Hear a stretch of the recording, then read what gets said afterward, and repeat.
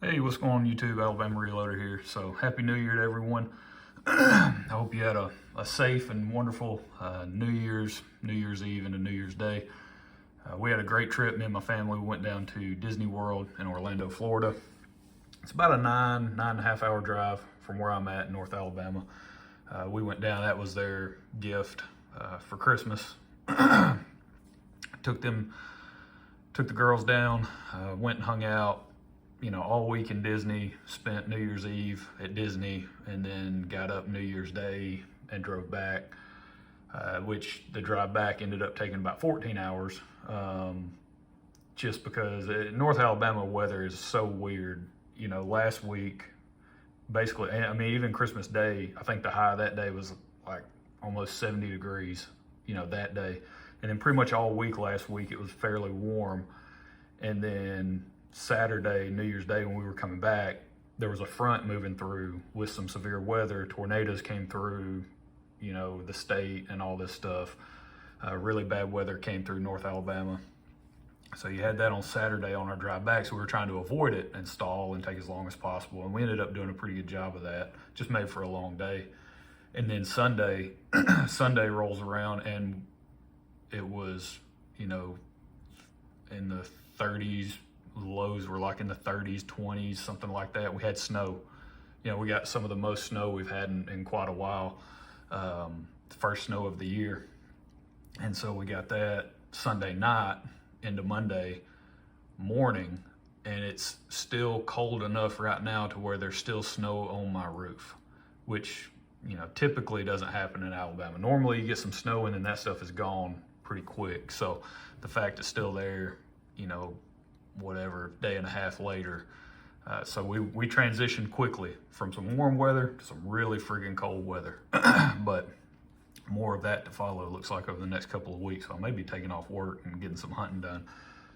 But to the topic of today's video, it's not gonna be a super long video. Really, it's just where we picked up, or we're gonna pick up where we left off at the end of last year, at the end of 2021. I made a video before I left, talking about this stuff right here, our 6.5 PRC project, and really just kind of went over. You saw this version, you saw the little field notes documented version, but I'm going to show you the graph and what that looks like, because for whatever reason people love to visualize this stuff, and this makes it a lot easier when you can just kind of look at the graph. So I'll walk you through what I did and kind of where we're going with this project. If you'll remember, it's a Ruger M77 Hawkeye long range hunter, really nice rifle.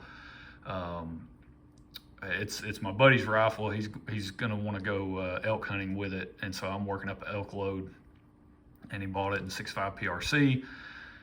And so it's got a Zerotech Thrive HD 6-24 on it, really nice scope so far. The powder that we're using is Vitivory N565. I was lucky enough to pick up an 8-pound jug of it, and so that's what we're dedicating.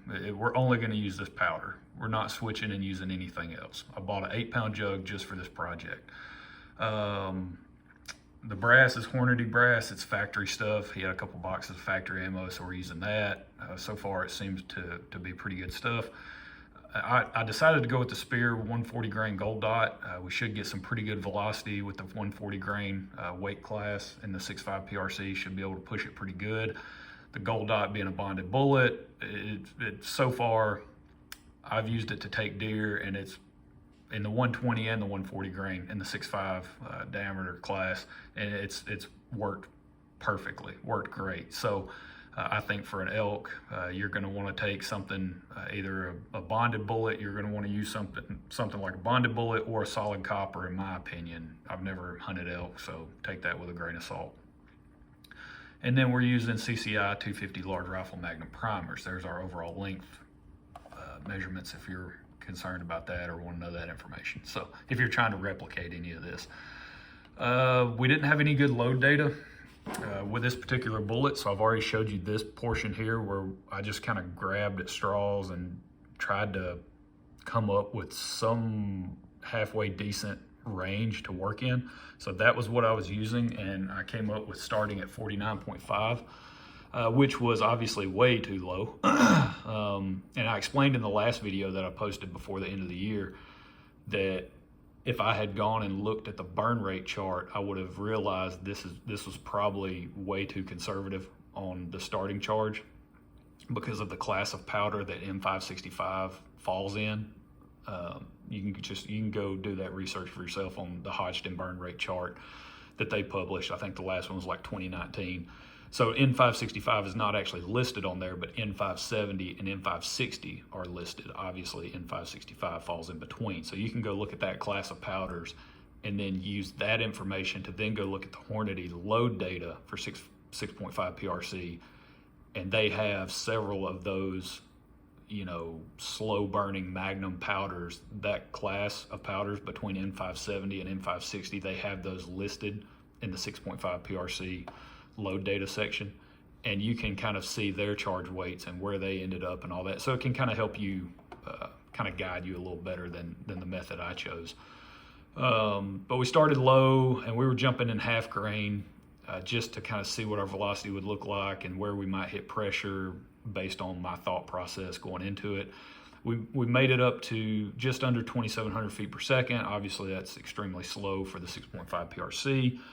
So I came back, did a follow-up video talking about how I was going to push it further with 0.3 grain increments, and we went and did that, and then this was the information that we gathered from the second velocity trip, which it did start to improve. We actually made it up over 2,800, so made it up 2,838. Still, in my opinion, nowhere close to where we need to be, where I want to be with a 140 grain bullet. And so I mentioned in that last video from here, because we had stepped down to 0.3 grain increments, now we're actually going to go, because we're getting closer. I think 2950 plus, if we can hang out in that range, that's going to be a really good velocity range to operate in if we can find a load that performs really well for this rifle. And so now we're just going to go from 57.2. We're going to work in 0.2 grain increments now, just because we're starting to approach. I want to be a little more careful as far as approaching our pressure.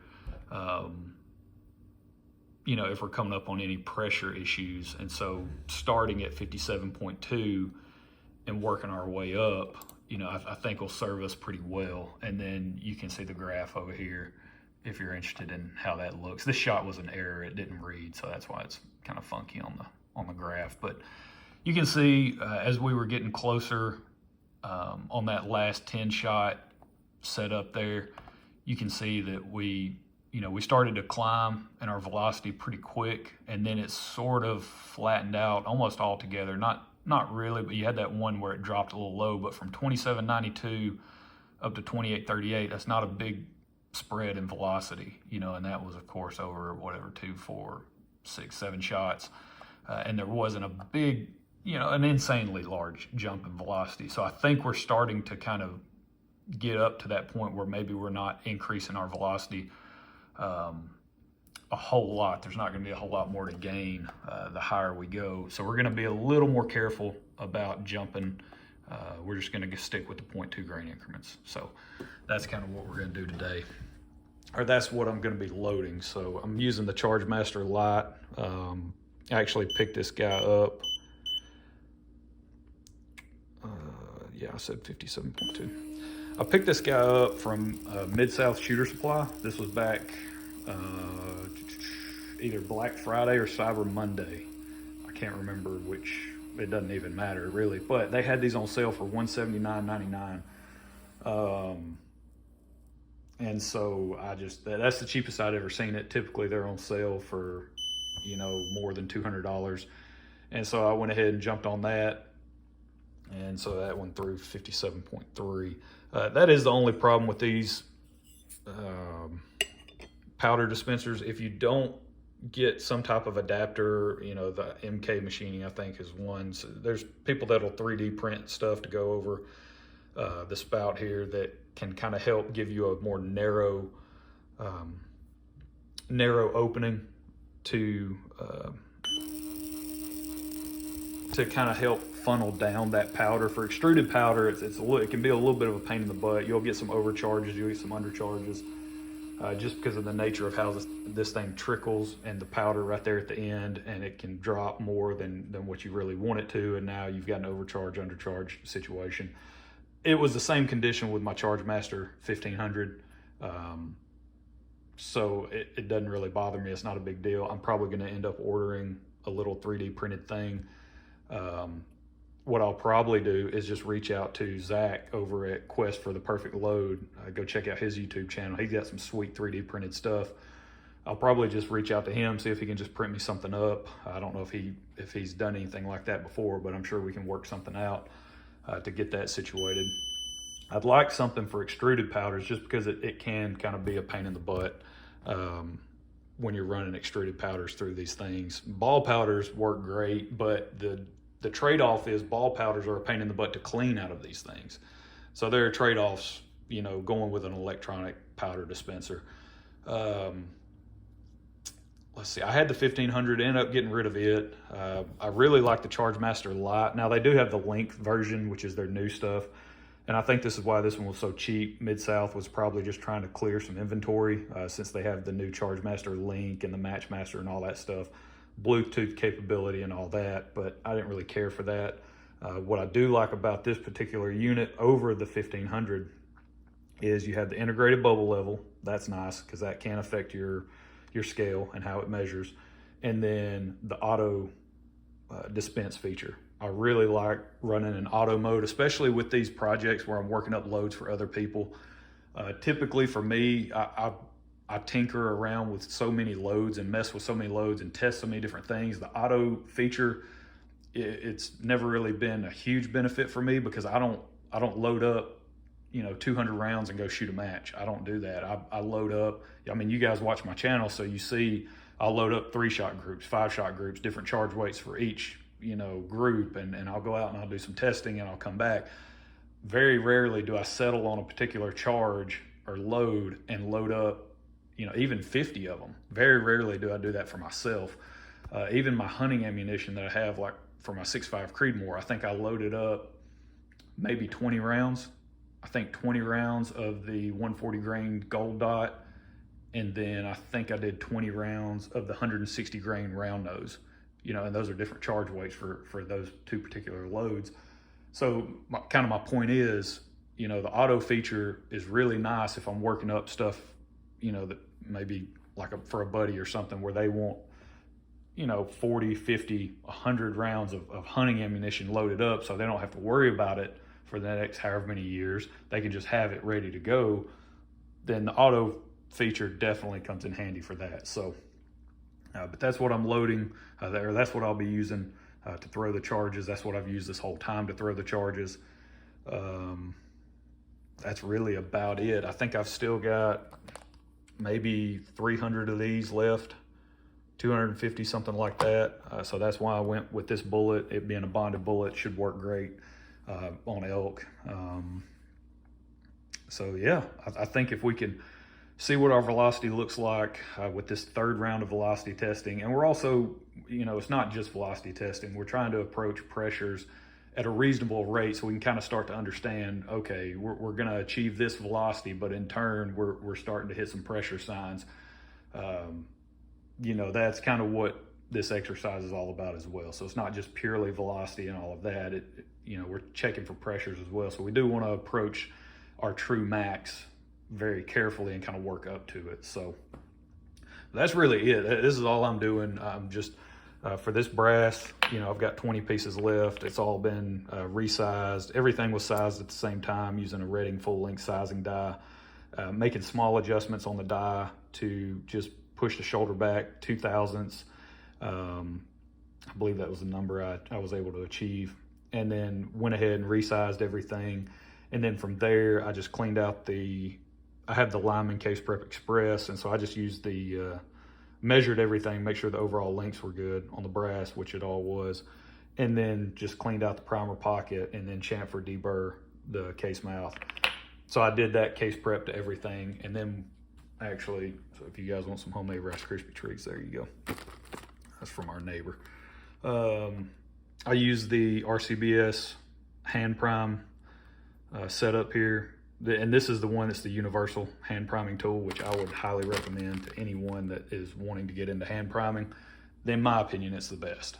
There's no other hand primer that comes close in its functionality and its ease of use. I know you can use some of these other more fancy, like a Sinclair. I think they make a hand priming setup that is, you know, super awesome, whiz bang and all that, but you have to sit there and get the case in and tighten it and do all this stuff and get it and then prime it and then loosen it up and take it out. And it can become a little tedious. With this, with the universal jaws, the way they're set up, it makes life so much easier when you're priming different cartridges. So that would be a really good recommendation if you're looking for something and you're reloading multiple cartridges and you're going to hand prime. You're better off doing that, so you don't have to worry about shell holders. But that's it. We're gonna start at 57.2. We're gonna work our way up, and then we will come back.